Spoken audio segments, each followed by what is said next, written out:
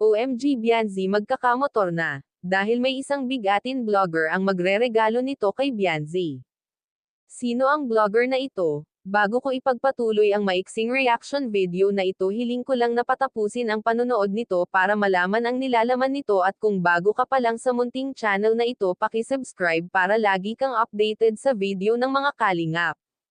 At pakisuportahan natin ang ama ng kalingap na Val Santos, matubang Ate Edna Vlog at si Kalingap Rab.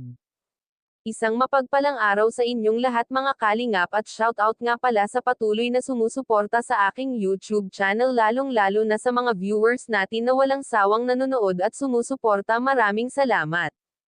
Mga kalingap, si Baby Bianzi nga ay malapit nang magkaroon ng sariling motor dahil may isang vlogger na magreregalo nito kay Bianzi. Ang vlogger na ito mga kalingap ay sikat at bigatin.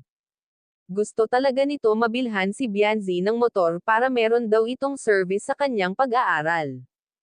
Ang sabi ng vlogger na ito mga kalingap, konting live na lang daw at mabibili na niya ang motor ni Bianzi. Ang vlogger na ito mga kalingap ay walang iba kundi si Kuya Val.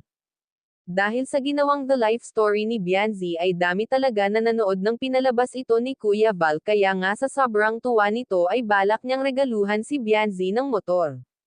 Sa mga basher dyan ni Bianzi, inggit na naman kayo dahil may blessing na naman na darating kay Baby Bianzi. Talagang sunod-sunod na ang blessing ni Bianzi dahil uumpisahan na rin ang kanyang bahay. Tamang-tama, uumpisahan ang bahay ni Bianzi ay bakasyon, talagang walang pasok sa paaralan. Dito nga ay makikita ni Bianzi kung paano sisimulan ang kanyang bahay. Siguro naman bago magpasukan ay patapos na rin ang bahay nito. Matutupad na rin ni Bianzi ang pinapangarap niyang sariling bahay para sa kanyang pamilya. At hindi na ito magkakaproblema kahit umulan ng malakas or bumahaman, dahil maganda na ang kanyang bahay. Hanggang dito na lang ang update ko mga kalingap. Maraming salamat at God bless sa inyong lahat.